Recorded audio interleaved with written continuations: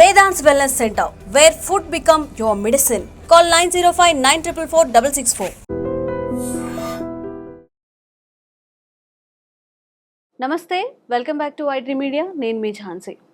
జనరల్గా normal ప్రెగ్నెన్సీతో compare చేసుకుంటే ఈ మధ్య కాలంలో సిజేరియన్స్ చాలా ఎక్కువైపోయాయి. మరి సిజేరియన్ చేసేటప్పుడు మన స్పైన్కి చేసే ఇంజెక్షన్ వల్ల తర్వాత వాళ్ళ లైఫ్ స్టైల్ అనేది డిస్టర్బ్ అవుతుందని, ఓపిక లేకుండా పని చేసుకోలేకుండా, దానివల్ల కొంత హెల్త్ ఇష్యూస్, హెల్త్ స్పాయిల్ అయ్యే ఛాన్సెస్ ఉన్నాయని ఒక వాదన వినిపిస్తుంది. ఇది కరెక్టా కాదా, అసలు ఈ విషయంలో మనం ఎలాంటి జాగ్రత్తలు తీసుకోవాలో ఈరోజు తెలుసుకుందాం. ప్రస్తుతం మనతో orthopaedic spine surgeon doctor Kalyan Varma గారు ఉన్నారు ఫ్రమ్ ఏజీ హాస్పిటల్ నుంచి. వారితో మాట్లాడి ఒక క్లియర్ ఇన్ఫర్మేషన్ అయితే తెలుసుకుందాం. నమస్తే సార్. నమస్తే అమ్మా.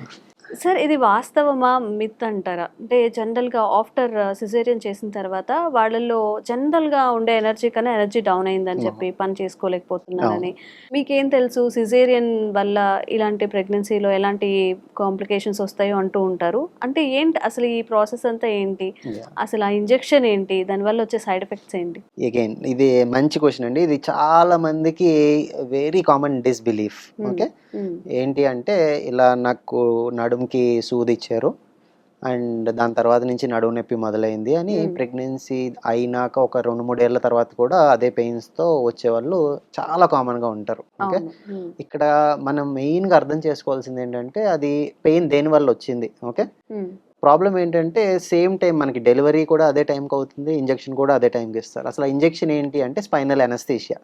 మనకి ఆపరేషన్ చేయాల్సినప్పుడు ఏంటంటే ఆ పార్ట్కి మనకి స్పర్శ తెలియకుండా చేయడానికి నడుములో ఒక చిన్న సూది ఇస్తారు. మీకు ఏ పార్ట్లో అయితే ఇస్తారో ఆ కింద పార్ట్ అంతా మనకి కొన్ని గంటల పాటు 3 నుంచి 6 గంటల పాటు స్పర్శ తెలియకుండా ఉండడానికి ఇచ్చే ఇంజెక్షన్. చాలా చిన్న సూది, అది ఒక less than 5 mm సూది ఉంటుందన్నమాట. అది మనకి నడుములో నరం దగ్గర ఇస్తారు. దాంతో ఆ కింద ఉండే నరం అనేది స్పర్శ తెలియకుండా ఉంటుంది. ఓకే, దాని పని ఓన్లీ ఆ 3 నుంచి 6 గంటలు మాత్రమే. దాని తర్వాత అందులో ఉండే డ్రగ్ అయితే అయిపోతుంది, మీకు దాని ఎఫెక్ట్ ఉండదు. సూది 5 mm కాబట్టి దానివల్ల మీకు ఇంతకాలం బ్యాక్ పెయిన్ వచ్చే ఛాన్స్, అంటే ఇప్పుడు మీకు ఎక్కడైనా దెబ్బ తగిలింది, చిన్న సూది గుచ్చుకుంది అనుకోండి, ఎన్నాళ్ళు నొప్పి ఉంటుంది మీకు? కొన్ని రోజులు. అలాగే ఈ నొప్పి కూడా జనరల్గా కొన్ని రోజులే ఉండాలి. మళ్ళీ వీళ్ళకి ఎన్ని సంవత్సరాలు ఎందుకు ఉంది? ఓకే, సో దానికి ఏంటంటే మీరు ప్రెగ్నెన్సీ టైంలో మనకి బాడీలో చాలా చేంజెస్ వస్తాయి. ఓకే, పర్టికులర్గా మీరు లేబర్ జరగాల్సి వచ్చినప్పుడు డెలివరీ టైంలో ఏంటంటే రిలాక్సిన్స్ అని కొన్ని హార్మోన్స్ బాడీలో రిలీజ్ అవుతాయి. మీ ప్రెగ్నెన్సీని ఫెసిలిటేట్ చేయడానికి మన పెల్విస్ అంతా లూజ్ అవ్వాలి. బేబీ బయటికి రావాలంటే పెల్విస్ లూజ్ అవ్వాలి. దానికి బాడీ న్యాచురల్గానే కొన్ని హార్మోన్స్ని ప్రొడ్యూస్ చేస్తుంది. ఆ లూజ్ అయ్యే ప్రాసెస్లో ఏంటంటే బాడీలో మజిల్స్ కానీ, బాడీలో లిగమెంట్స్ కానీ, జాయింట్స్ కానీ ఇవన్నీ లూజ్ అవుతాయి డెలివరీని ఫెసిలిటేట్ చేయడానికి. ఓకేనా, సో ఆ లూజ్ అయిన మజిల్స్ మనకి లేటర్ ఆన్ ఎఫెక్ట్స్ వస్తున్నాయి అన్నమాట.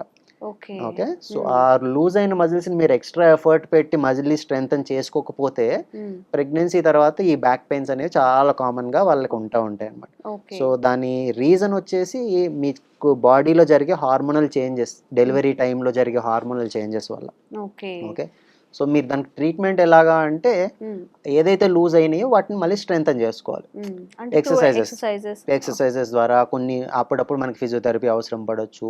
మెయిన్గా మీరు బాడీ స్ట్రెంగ్తనింగ్, ఏవైతే మనకి జాయింట్స్ లూజ్ అవుతాయో వాటికి సంబంధించిన స్ట్రెంగ్తనింగ్ ఎక్సర్సైజెస్ ఉంటాయి, పెల్విక్ ఫ్లోర్ ఎక్సర్సైజెస్ ఉంటాయి, ఎస్ఐ జాయింట్స్ అని ఉంటాయి. ఇవన్నిటికి రిలేటెడ్ ఎక్సర్సైజెస్ రెగ్యులర్గా చేస్తే కనుక మీరు తొందరగానే బ్యాక్ పెయిన్స్ నుంచి బయటకు వస్తారు. ఓకే, అండ్ మీరు చెప్పినట్టుగా ఎక్సర్సైజెస్ జనరల్గా చాలా మంది అవాయిడ్ చేసేదే ఎక్సర్సైజెస్. బట్ మెడికేషన్ ద్వారా ఏదైనా చేంజెస్ వాళ్ళు చేసుకోవచ్చా? ఫుడ్ హ్యాబిట్స్ కానివ్వండి, అలాంటివి ఏమైనా సజెస్ట్ చేస్తారా? సో ఇప్పుడు అగైన్ మనకి కొన్ని టెంపరీ సొల్యూషన్స్, కొన్ని పర్మనెంట్ సొల్యూషన్స్. ఓకే, సో ఇప్పుడు మనకి రీజన్ వచ్చేసి ఒక మజిల్ వీక్ అవటం వల్ల వచ్చిన పెయిన్ అనుకోండి, మజిల్ స్ట్రెంగ్తన్ అయితేనే అది పర్మనెంట్ సొల్యూషన్. ఓకే, మీకు టెంపరీగా పెయిన్ తగ్గించడానికి మీకు పెయిన్ మెడిసిన్స్ ఉంటాయి. అలాగే ఫిజియోథెరపీ వాళ్ళ దగ్గర కొన్ని మెషిన్స్ ఉంటాయి, అల్ట్రాసౌండ్, ఐఎఫ్టీ అని. అలాగే కొన్ని ఆయింట్మెంట్స్, జెల్స్ అవి రాసుకోవచ్చు, వేడి నీళ్ళు కాపురం పెట్టుకోవటం. ఇవన్నిటి ద్వారా మీరు మీ పెయిన్ని టెంపరీగా తగ్గించవచ్చు. ఆ ప్రాబ్లం కనుక టెంపరీ ప్రాబ్లం అనుకోండి, సెట్ అయిపోతుంది ఈలోగానే. ఓకే, పర్మనెంట్ ప్రాబ్లం అంటే లాంగ్ లాస్టింగ్ ప్రాబ్లం ఉందనుకోండి, మీరు ఎక్సర్సైజెస్ అనేది డెఫినెట్గా ఇన్కార్పొరేట్ చేయాల్సిందే. ఓకే, టెంపరీగా తగ్గించుకున్నా అప్పటికి బాగున్నా మళ్ళీ ఎప్పుడైనా ఎక్కువ స్ట్రెయిన్ అవ్వాల్సి వచ్చినప్పుడు మళ్ళీ ఇబ్బంది పెట్టవచ్చు. సో ఎక్సర్సైజెస్ అనేవి అదేమి మీరు కష్టపడి డిఫరెంట్గా ఏదో చాలా ఎక్కడికి కోచింగ్కి వెళ్ళి చేయాల్సిన ఎక్సర్సైజులు కాదు, చాలా సింపుల్ ఎక్సర్సైజెస్తోనే మొదలు పెట్టుకోవచ్చు. Walking itself is a very big exercise. మీరు జస్ట్ ఒక రోజు ఒక అరగంట వాకింగ్ చేయగలిగితేనే మీ నడుముకి చాలా మంచి ఎక్సర్సైజ్. స్విమ్మింగ్ లాంటిది మంచి ఎక్సర్సైజ్. అందుకనే మనం ఎప్పుడైనా ఎక్సర్సైజ్ గురించి ఆలోచించినప్పుడు ఏంటంటే మీకు ఏదైతే ఇంట్రెస్ట్ ఉంటుంది, మీరు ఏదైతే ఇష్టపడి చేయగలుగుతారో దాన్ని ప్రిఫర్ చేయాలి. మీకు వాకింగ్ ఇష్టమా వాకింగ్ చేయండి, స్విమ్మింగ్ ఇష్టమా స్విమ్మింగ్ చేయండి, జాగింగ్ ఇష్టమా జాగింగ్ చేయండి. ఏదో ఒక జనరల్ కండిషనింగ్ ఎక్సర్సైజ్ అనేది పెట్టుకోవాలి. అది కాకుండా ఇప్పుడు ఏదైనా నేను చెప్పినట్టు ఏదైనా స్పెసిఫిక్ జాయింట్ రిలేటెడ్ ఉందనుకోండి, దానికి ఒక 5 నిమిషాలు మాత్రం, అది ఉదయం లేవగానే చేయాల్సిన, నాకు టైం లేదు హడావడిగా ఉంటుందంటే ఉదయమే చేయని అవసరం లేదు, రోజులో ఎప్పుడు కుదిరినా చాలు ఒక 5 నిమిషాలు ఆ జాయింట్కి స్పెసిఫిక్ ఎక్సర్సైజెస్ ఉంటాయి. వారానికి 4-5 రోజులు చేసినా చాలు, నెలకి ఒక 20 రోజులు చేసినా చాలు. ఓకే, ఇంత మాత్రం చేస్తేనే మీరు మీ మెజారిటీ ఆఫ్ ద పెయిన్స్ నుంచి మీరు బయటకు రాగలుగుతారు. ఓకే. అండ్ జనరల్గా సిజేరియన్ అన్నప్పుడు 1 బేబీ ఆర్ 2 బేబీస్తో ఆగిపోతుంటారు. ఒకవేళ ఏదైనా మిస్క్యారేజ్ కానివ్వండి లేకపోతే అలాంటివి జరిగినప్పుడు ఒక 3 టైమ్స్ సిజేరియన్ జరిగినప్పుడు వాళ్ళలో ఎలాంటి హెల్త్ ఇష్యూస్ వస్తూ ఉంటాయి, ముఖ్యంగా స్పైన్కి సంబంధించినవి? మనకి ఒకసారి జరిగినా, 2 సార్లు జరిగినా, 3 సార్లు జరిగినా, మనకి ఎనస్థీషియా గురించి మీరు మాట్లాడుకున్నట్లయితే ఇచ్చే ఎనస్థీషియా జస్ట్ ఒక అరగంట సేపు మాత్రమే మనకు ఆపరేషన్ ఉంటుంది కాబట్టి ఎక్కువ లాంగ్ టర్మ్ సైడ్ ఎఫెక్ట్స్ అనేది జనరల్గా స్పైన్ నుంచి ఎక్స్పెక్ట్ చేయము. ఓకే. బట్ ఒకటి ఏంటంటే మల్టిపుల్ ప్రెగ్నెన్సీస్ ఉన్నప్పుడు మీకు ఆల్రెడీ కనుక స్పైన్ వీక్గా ఉన్నట్టయితే, డిస్కులు కొద్దిగా వీక్గా ఉన్నట్టయితే, ప్రెగ్నెన్సీ టైంలో ఏమవుతుందంటే మీ body gravity, center of gravity మారుతుంది.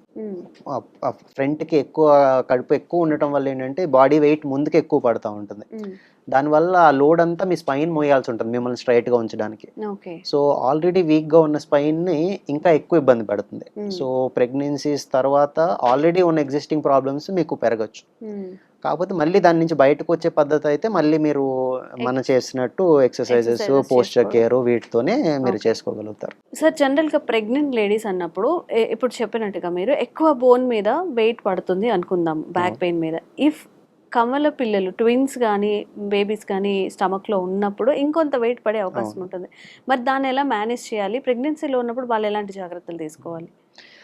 ప్రెగ్నెన్సీ చాలా డెలికేట్ సిచ్యువేషన్ అమ్మ. మనకి ఇప్పుడు ప్రెగ్నెన్సీలో ప్రాబ్లం ఏంటంటే, ఇప్పుడు మామూలుగా వచ్చిన వాళ్ళకి బ్యాక్ పెయిన్ అంటే మనం మందులు రాసి ఇచ్చేస్తాం, పంపించేస్తాం, జనరల్గా మందులతో సెట్ అవుతారు. ప్రెగ్నెన్సీలో ప్రాబ్లం ఏంటంటే మనం ఏదైతే మందు తీసుకుంటామో అది బేబీ మీద కూడా ఎఫెక్ట్ ఉంటుంది. సో జనరల్గా ప్రెగ్నెన్సీలో మెజారిటీ ఆఫ్ ద మేము రాసే మందుల్ని అవాయిడ్ చేయాలి. పెయిన్ కిల్లర్స్ కానీ, నరానికి సంబంధించిన టాబ్లెట్స్ కానీ జనరల్గా ఇవ్వకూడదు. ఓకే, సో ఈ టైంలో మనకి పెయిన్స్ మేనేజ్ చేయడం అనేది డెఫినెట్గా ఒక ఛాలెంజే. అందుకనే నేను చెప్పినట్టు మన లైఫ్ స్టైల్ చేంజెస్ అనేవి చాలా ఇంపార్టెంట్. ఇప్పుడు ప్రెగ్నెన్సీ అనగానే ఇప్పుడు బ్యాక్ పెయిన్ ఉందనుకోండి, ప్రెగ్నెన్సీలో బెడ్ రెస్ట్ అగైన్ మళ్ళీ వాళ్ళకి సొల్యూషన్ కాదు. ఓకే, వాళ్ళు అగైన్ కొంచెం యాక్టివ్గా ఉండి ఎక్కడైతే సోర్స్ ఆఫ్ పెయిన్ ఉందో అది డాక్టర్ని సంప్రదించి ఇక్కడి నుంచి ఉంది అంటే దానికి సింపుల్ కొన్ని థెరపీస్ ఉంటాయి, కొన్ని స్ట్రెచ్చింగ్ లాంటివి ఉంటాయి, అప్పుడప్పుడు కొన్ని చిన్న చిన్న ఇంజెక్షన్స్ లాంటివి, వీటితో మనం పెయిన్స్ మేనేజ్ చేసుకోవచ్చు. సిమిలర్లీ లైఫ్ స్టైల్ చేంజెస్తో మళ్ళీ రాకుండా మనం ఆపుకుంటా పెయిన్స్ని మేనేజ్ చేసుకోవాల్సి ఉంటుంది. ఒకవేళ మనకి ఏదైనా పెద్ద డిస్క్ ప్రాబ్లమ్స్ కానీ ఇలాంటివి వచ్చినా కానీ జనరల్గా ఇప్పుడు ప్రెగ్నెన్సీలో అగైన్ ప్రాబ్లం ఏంటంటే మందులు ఇవ్వలేం, అలాగని ఆపరేషన్లు కూడా చేయలేం. ఇప్పుడు జనరల్గా వచ్చిన డిస్క్ ప్రాబ్లం వాళ్ళకి ఆపరేషన్, మన డిస్క్ తీసేగానే నొప్పి తగ్గినట్టు ప్రెగ్నెన్సీలో ఎనస్థీషియా కూడా రిస్కే మనకి. సో ఆప్షన్ లేదు, మందుల ఆప్షన్ లేదు. కాబట్టి లైఫ్ స్టైల్ చేంజెస్తోనే మ్యాక్సిమం మేనేజ్ చేసుకోవాల్సి ఉంటుంది. అండ్ అప్పుడప్పుడు చిన్న చిన్న ఇంజెక్షన్స్. ఓకే, సో ఈ జాగ్రత్తలు పాటించండి ఎవరైతే ప్రెగ్నెన్సీలో ఉన్నారో. మన లైఫ్ స్టైల్లో అండ్ కొంచెం లిటిల్ బిట్ ఎక్సర్సైజ్ కూడా యాడ్ చేసుకుంటే కొంతవరకు మనం ఉపశమనం అయితే పొందొచ్చు. Thank you sir, thank you so much.